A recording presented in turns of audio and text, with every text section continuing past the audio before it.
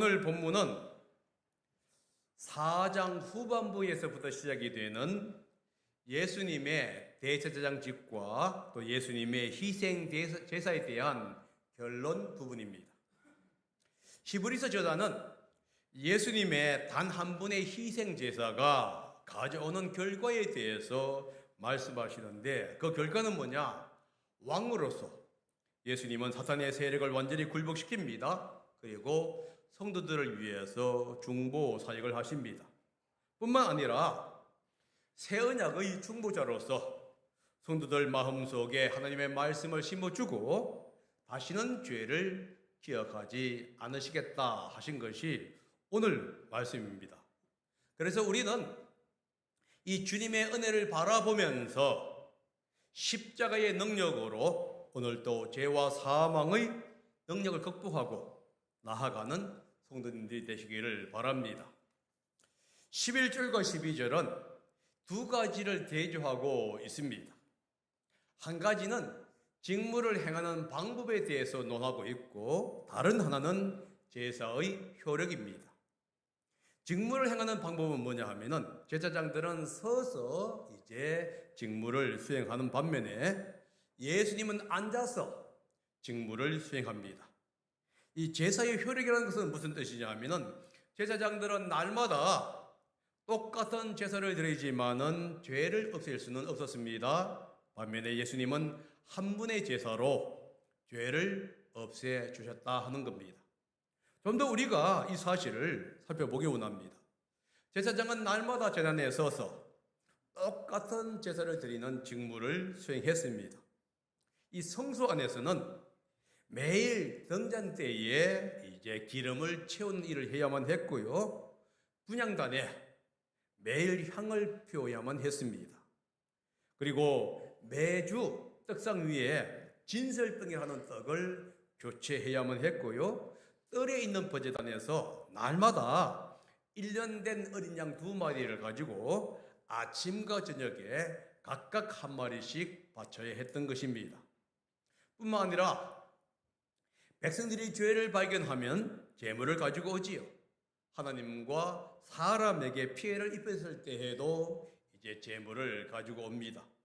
이 제물을 제사장들은 수시로 하나님께 드리는 제사를 수행해야만 했습니다.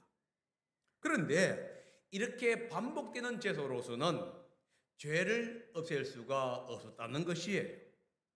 죄를 속하거나 양심을 깨끗하게 하지 못합니다. 죄를 없앨 수 없기 때문에 같은 제사를 여러 번 반복할 수밖에 없었던 거예요. 그래서 항상 서서 그들은 제사의 직무를 행할 수밖에 없었던 것이지요. 끝나지 않는 제사, 죄를 속할 수 없는 제사를 그들은 매일 반복해야만 했습니다. 대조적으로 예수님의 한 분의 제사는 효력이 있습니다. 예수님의 한 분의 희생은 두 가지의 결과를 내는데, 하나는 뭐냐면 이 죄를 속하게 되는 효력이요, 다른 하나는 이 하나님의 오른쪽에 앉게 하는 효력입니다. 다시 말해서 예수님의 십자가의 죽음은 사람의 죄와 양심의 문제를 해결할 뿐만 아니라 하나님의 오른쪽에 앉게 해주는 그 능력이 있다 하는 것입니다. 그런데 오늘 본문은 이 두 가지를 얘기하면서 좀 더 자세하게 하나님의 오른쪽에 앉아 있는 것이 무슨 의미인지에 대해서 우리에게 설명해 줍니다. 여러분, 예수님께서 이제 십자가의 사역을 마친 후에 부활하시고 승천하셨습니다. 그리고 하나님의 우편에 앉아 계십니다. 과연 이것이 무슨 뜻이냐 하는 것이지. 일어서서 일을 하는 것과 앉아서 일하는 것의 차이점을 생각해 보면 알 수가 있는데요. 서서 일한다는 것은 뭐냐 하면은 쉼이 없이 일하는 어떤 종이라든가 신하의 상태를 얘기합니다. 여러분, 왕위에 앉아 있는 보좌에서 신하들이 앉아 있는 것은 없습니다. 보통 대부분이 다 서 있는 반면에 왕은 앉아서 이제 업무를 진행하는 것이죠. 13절이 바로 이 왕으로서의 이제 예수님의 사역을 좀 더 자세하게 설명하고 있는데 이렇게 설명하고 있습니다. 그리고서는 그는 그의 원수들이 그의 발 아래에 굴복할 때까지 기다리고 계십니다. 여기서 기다리고 계신다는 의미가 무엇이냐 하면은 어떤 사건이 일어나기를 기다린다, 혹은 누군가가 도착하기를 기다린다는 의미가 있는데요. 이것은 가만히 있다는 의미보다도 쉼을 쉰다고 하는 그 의미가 더 강하게 내포되어 있는 단어입니다. 그렇다고 한다면은 예수님께서 이제 이 지상에서의 이 중보의 사역, 십자가의 모든 사역을 마치신 후에 하늘 보좌에 앉아서 안식을 취하면서 지금 기다리고 있는 거예요. 그렇다면은 예수님께서 왕으로서 보좌에 앉으셨는데 무엇을 기다리고 있냐 하는 거예요. 13절에 이렇게 얘기하고 있지요. 원수들이 그의 발 아래에 굴복할 때까지 기다리고 있다. 다시 말해서 원수들이 그의 발 아래에 굴복하기를 기다리고 있다. 이런 의미가 될 수가 있겠습니다. 여러분, 예수님은 단 한 분의 이 죽음의 권세를 잡고 있는 사탄과 그의 추종자들을 무장해체시켜 버렸습니다. 그래서 사람들은 예수님의 십자가의 보혈을 통해서 구속을 받았기 때문에 더 이상 죽음의 두려움 속에서 살지 않게 돼요. 죽음의 권세로부터 자유롭게 되었습니다.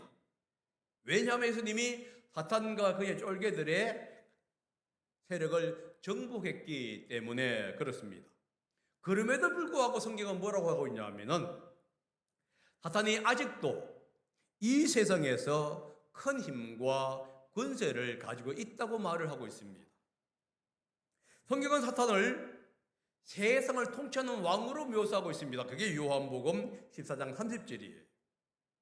마태복음 4장 8절에서 9절까지 보면은 예수님이 사탄에 의해서 시험을 받을 때에 사탄은 자신에게 모든 권세가 있다고 얘기하면서 예수님이 만약에 굴복을 하게 되면은, 절을 하게 되면은 내가 이 세상의 모든 권세를 주겠다 이렇게 보았을 때에 사탄은 여전히 어떤 권세를 가지고 있다는 것을 알 수가 있지요.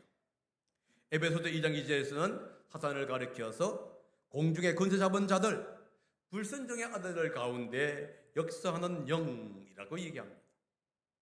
이 모든 것을 종합해 보면은 사탄은 이 정부나 방송 매체, 학문, 철학과 같은 이 세상의 어떤 조직이라든가 체계를 다스리고 있는 통제권을 가지고 있다는 것을 지금 성경은 우리에게 은연중에 말씀하고 있습니다. 물론 이 모든 권세는 일시적입니다. 예수님께서 재림하실 때에 사탄과 그의 추종자들은 완전히 멸하게 될 것입니다. 요한계시록이 바로 그 얘기를 하고 있어요. 그런데 그때까지 일시적으로 주어진 세력이 뭐냐 하면 바로 이 세력이라는 거예요. 그래서 예수님께서 재림하실 때에 사탄과 그의 추종자들을 이제 멸할 뿐만 아니라 성경은 뭐라고 있냐면 모든 만물이 예수님 앞에 복종하게 될 것이라고 그것을 기대하고 있다고 얘기를 하고 있습니다. 다시 말해서 완전한 회복을 기다리는 성도들, 그리고 이 세상 모든 만물들이 있는데 주님의 재림으로 인해서 그 모든 것이 이제 완전히 이루어지는 거예요.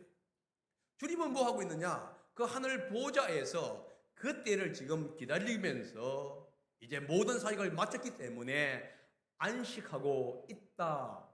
오늘 본문이 바로 그 얘기를 하고 있는 것이에요. 그래서 모든 것이 완전히 끝날 때까지 이제 기다리고 계십니다. 그런데 문제는 뭐냐 하면은 예수님께서 하늘 보좌에 앉아서 모든 사역을 끝마쳤었는데 우리는 여전히 이 세상의 사탄의 어떤 권세 아래서 많은 사람들이 고통을 당하고 있다는 거예요. 그러면은 예수님께서는 하늘 보좌에서 쉬고 계시면서 성도들이 고통당하는 것을 넉넉고 있느냐? 그건 그렇게 하지 않고 이제 뭐라고 있느냐? 그들을 위해서 중보 사역을 하고 있다. 이렇게 말씀하고 있습니다. 사실 이 땅을 살아가고 있는 성도들은 어려운 삶을 살아가고 있지요. 그 이유가 뭐냐면 하나님께서 사탄과 그의 추종자에게 주어진 이 시기가 있는데 이 시기에 마지막이 왔기 때문에 발악하는 시간이에요. 자신들의 시간이 얼마 남지 않았다는 것을 안 사탄과 그의 추종자들은 이 땅에 있는 이 하나님의 백성들을 어떻게 하면 괴롭힐 것인가를 궁리하면서 지금 자신의 모든 에너지를 쏟고 있는 거예요.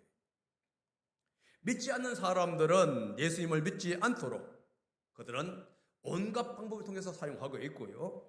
믿는 성도들도 하나님과 깊은 관계로 들어가지 못하도록 끊임없이 방해 공격을 하고 유혹을 하고 있다 하는 것이지.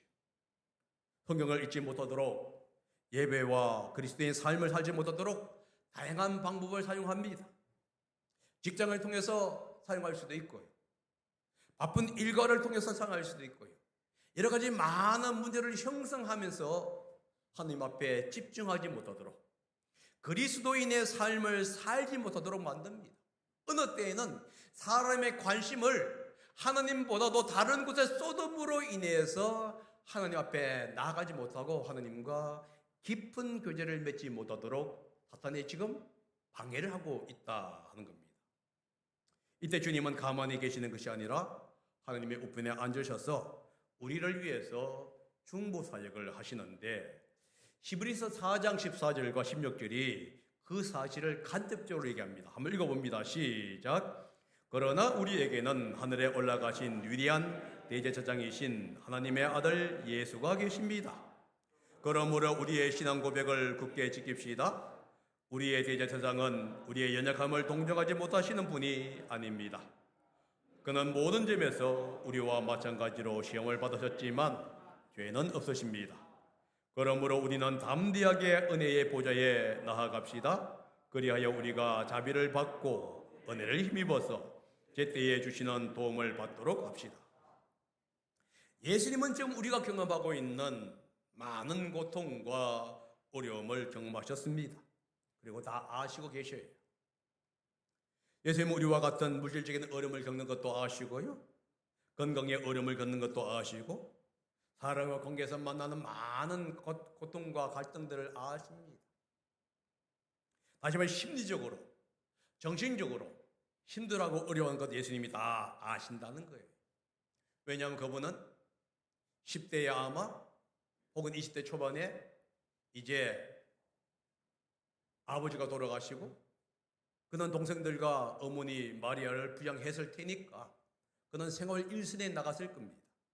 수많은 사람들을 만나야 했고 물질의 쪼들림을 갖게 됐고 사람들의 모함이라든가 이런 것들을 그는 다 실제 삶의 현장에서 경험을 했던 거예요.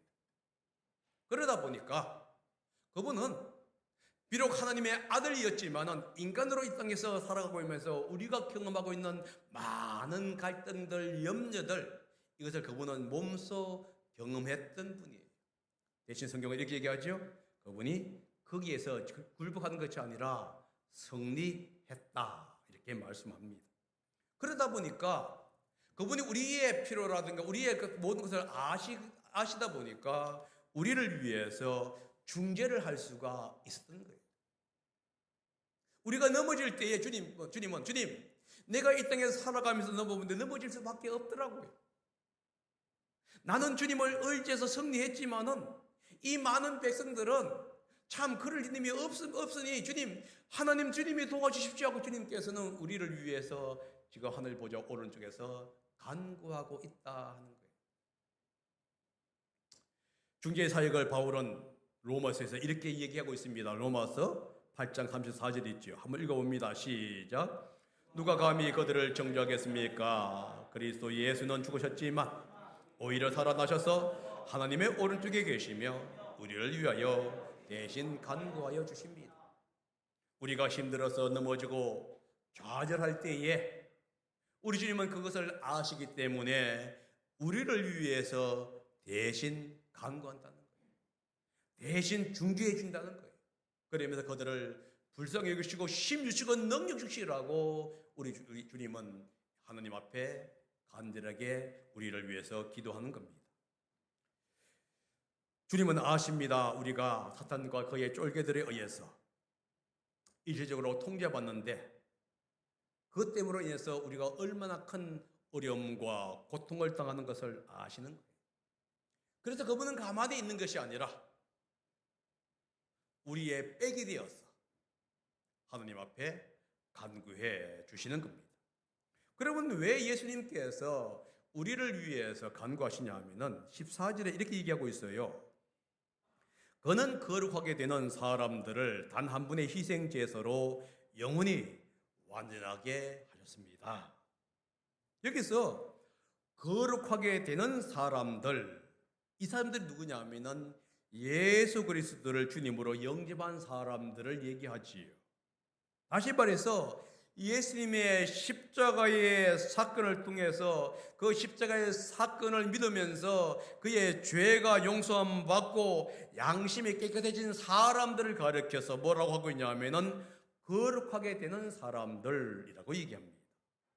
그런데 이 사람들을 가지고 우리 뭐라면 성도라고 얘기하는데 성도들을 지금 영원히 완전케 하셨다 이 얘기를 하고 있어요. 여러분 생각해 보십시다. 완전케 하셨다는 얘기가 죄로부터 완전하게 되었다는 의미는 틀림없습니다. 그런데 14절에서 말을 하고 있는 것은 다른 의미라는 거예요. 왜냐하면은 거룩하게 되신 사람들을 완전하게 했거든요. 죄인을 완전하게 한다고 할 때에는 우리가 죄 사함을 얘기할 수가 있는데 거룩한 사람들을 완전하게 했다고 할 때에는 단순히 죄 사함의 문제가 아니라는 것을 알 수가 있습니다. 그럼 그것이 무엇일까요? 성숙의 문제겠지. 예수님을 영접하고 거듭났습니다. 그래서 이제 이 땅을 살아갑니다. 그런데 많은 어려움을 겪을 수밖에 없다는 거예요. 신앙의 갈등을 느낄 수밖에 없다는 거예요. 하나님이냐 이 세상이냐를 결정해야 할 때에 오는 많은 고통들이 올 수밖에 없다는 거예요. 마음으로는 주님 앞에 나가고 싶지만은 여러 가지 환경으로 인해서 여전히 넘어지고 쓰러지고 있는 그 성도들을 주님께서 뭐라고 하셨냐면 완전케 하셨다.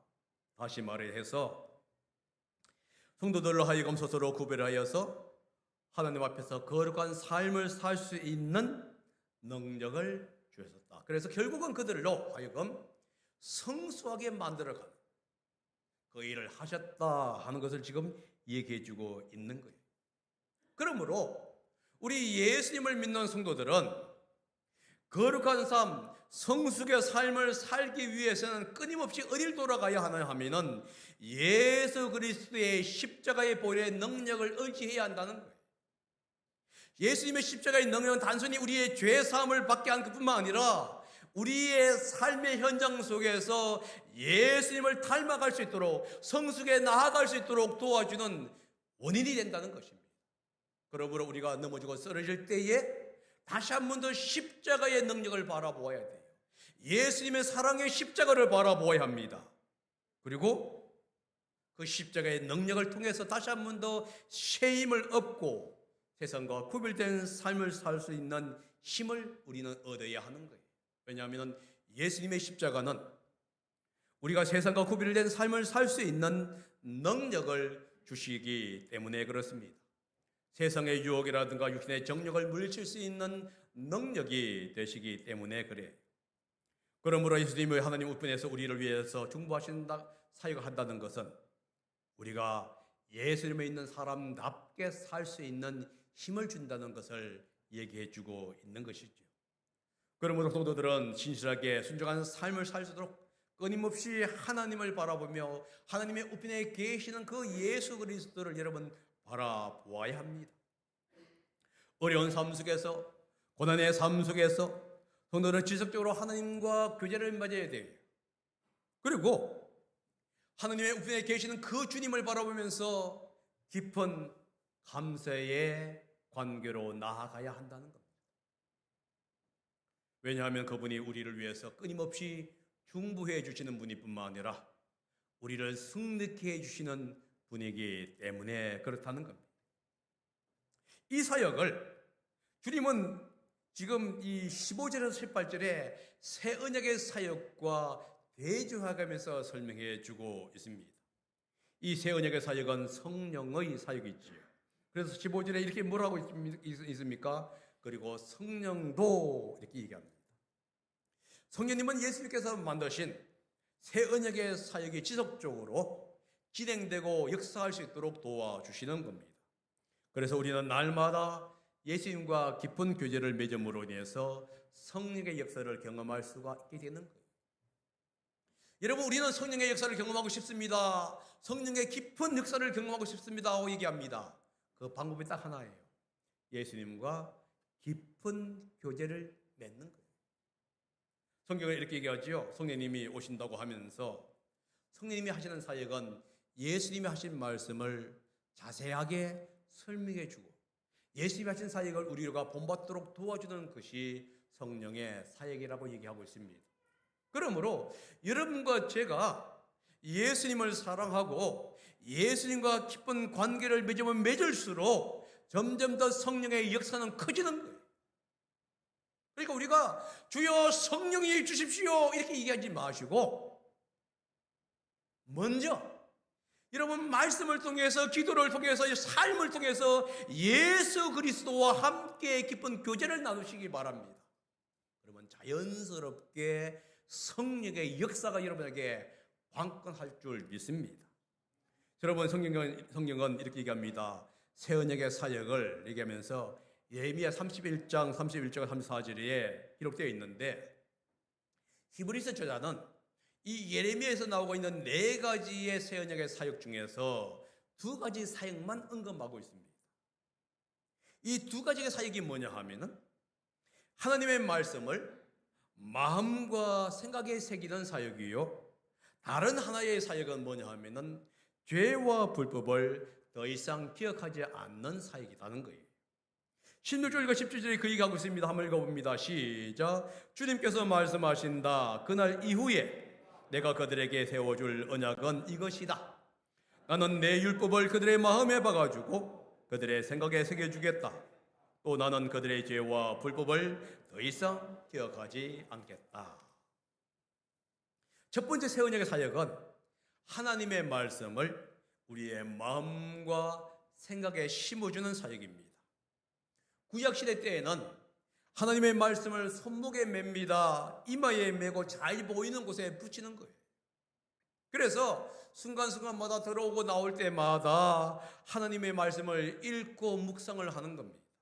그러나 신약시대 때에는 성령님께서 우리 예수님을 믿는 순간에 우리 마음에 들어오심으로 말미암아 우리 마음속에 성령님을 심어주시는 하나님의 말씀을 심어주시는 겁니다. 그러다 보니까 순간순간마다 성령님께서 우리의 삶을 인도하시고 우리에게 말씀을 해주시는 거예요. 생각을 바르게 하도록 말씀해 주시고 바른 삶, 바른 행동을 할 수 있도록 주님께서 말씀해 주시는 거예요.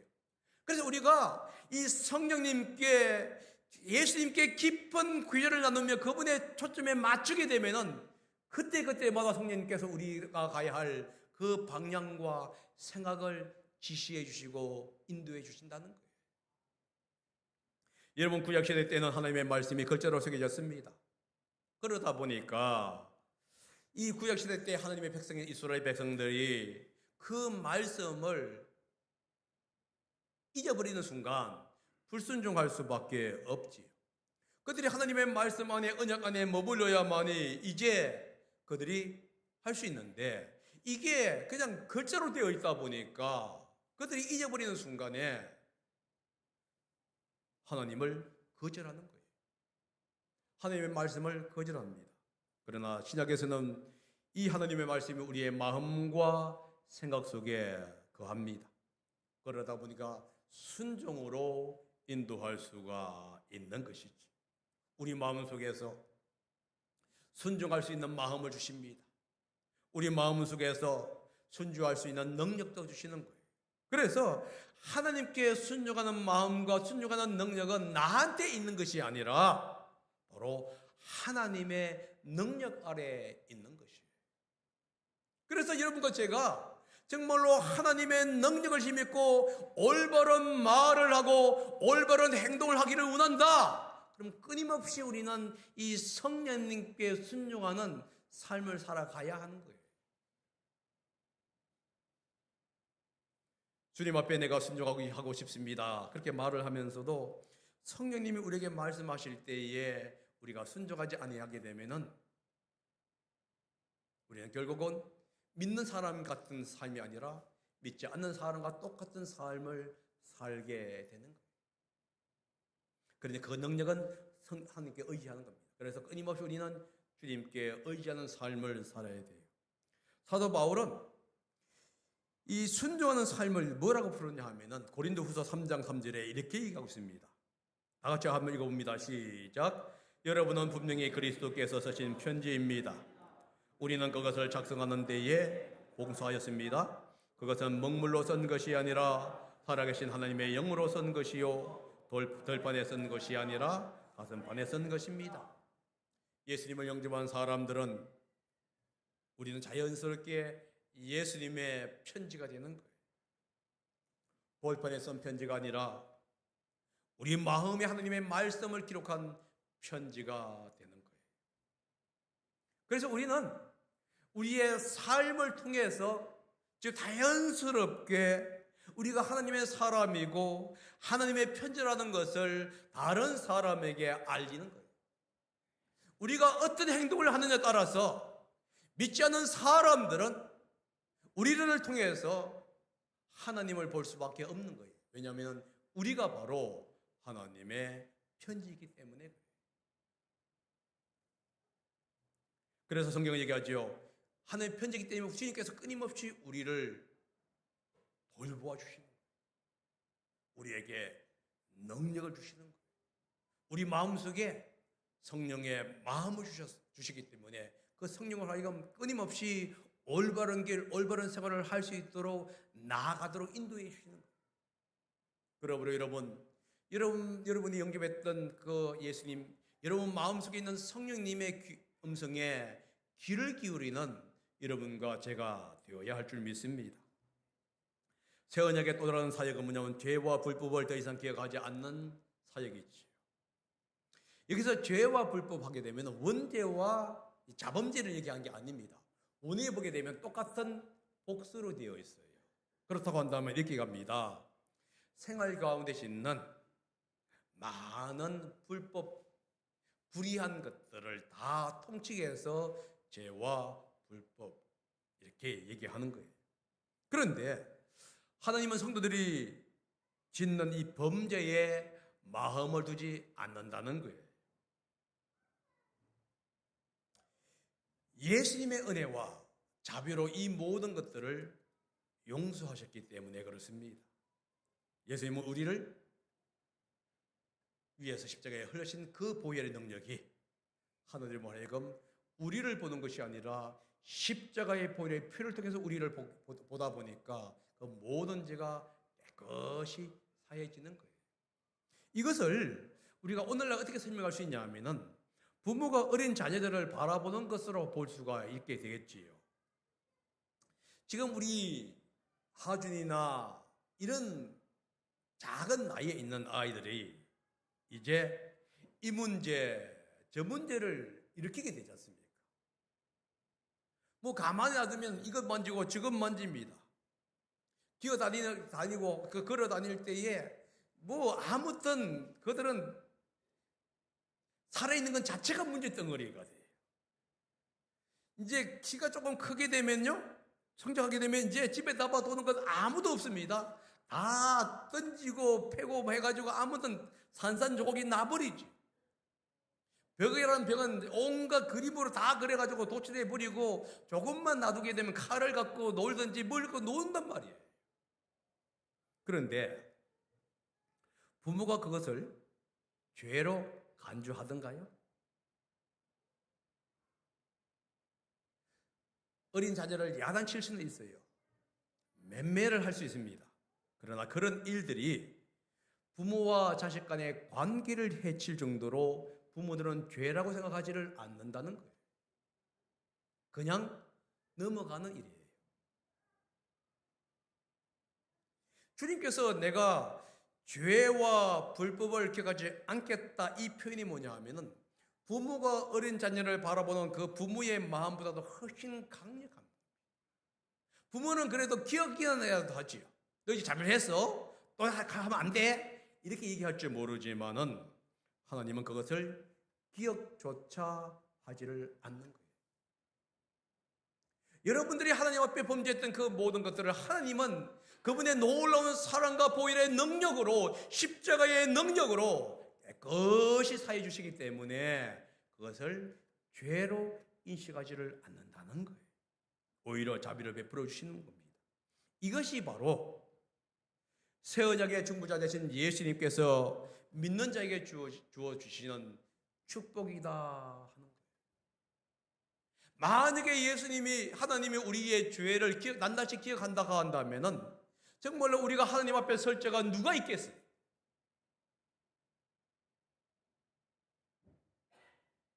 우리 마음속에 끊임없는 시기와 불평과 불만, 좌절, 이 모든 것이 있단 말이에요. 원망이 있단 말이에요. 이게 다 죄가 아닙니까? 이것을 과연 주님 앞에 용서받지 않고서 누가 과연 주님 앞에 설 수가 있냐는 거예요. 그러나 주님께서는 그 모든 것까지도 다 용서해 주시고 기억하지 않기 때문에 여러분과 제가 지금 이 자리에 나와서 예배를 드릴 수가 있게 되는 것이지. 히브리서자는 이렇게 이 모든 것을 하신 후에 이제 18절에 정리합니다. 죄와 불법이 용서되었으니 죄를 사는 제사가 더 이상 필요 없습니다. 이제 우리의 죄와 불법들이 다 용서를 받았습니다. 그렇기 때문에 더 이상 용서받기 위해서 제사를 드릴 필요가 없다는 거예요. 우리에게 주어진 것은 죄를 용서하기 위한 제사가 아니라는 겁니다. 오히려 그 죄를 용서해 주신 그 하나님의 은혜와 자비, 그 크신 사랑 때문에 우리는 순종의 길을 가야 한다는 것을 여기서 얘기해 주고 있는 거예요. 주님, 내가 죄를 지었습니다, 죄를 지었습니다 하면서 고백하는 것이 아니라 이 죄까지도 용서해 주신 하나님의 은혜에 감사한다고 하면서 하나님의 십자가의 보혈과 하나님 계신 그 하늘의 보좌 앞으로 당당히 나아가는 거예요. 이게 바로 우리 성도들이 가져야 할 자세가 아니겠느냐 이거예요. 그러므로 우리는 옛것을 잊어버려야 돼요.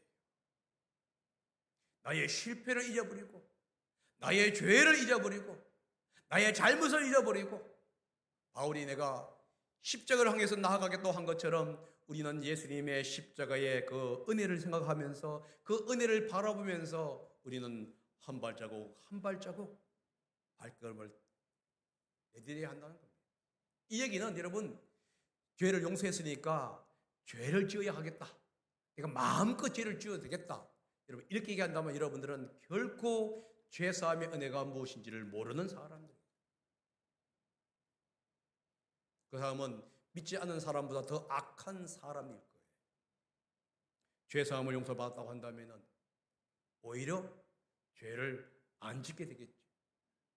그리고 주님의 은혜를 바라보면서 우리는 걸어가야 하는 것입니다. 여러분, 죄사함을 받았기 때문에 죄사함의 특권을 누리셔야 돼요. 그러므로 더 이상 종이 되지 말고, 육신의 종, 죄의 종이 되지 말고 예수 그리스도의 자녀답게 오늘도 주님을 바라보면서 살아가는 여러분과 제가 되기를 바랍니다. 예수님의 십자가의 사역은 죄를 용서하는 사역이요, 우리를 중재하는 사역입니다. 뿐만 아니라 우리 마음에 하나님의 말씀을 심어주시고 우리를 다시는 기억하지 않겠다고 하는 새 언약의 사역입니다. 그러므로 우리는 다시 죄를 용서받기 위해서 제사를 드릴 필요는 없어요. 오히려 주님의 은혜를 바라보면서 삶의 현장에서 십자가의 능력과 주님을 바라보며 신실한 성도가 되어 나아가야 하는 거예요. 매일매일 매순간 십자가를 바라보면서 승리하는 삶을 살아가는 성도님들과 제가 되기를 예수님의 이름으로 축복합니다. 기도하겠습니다.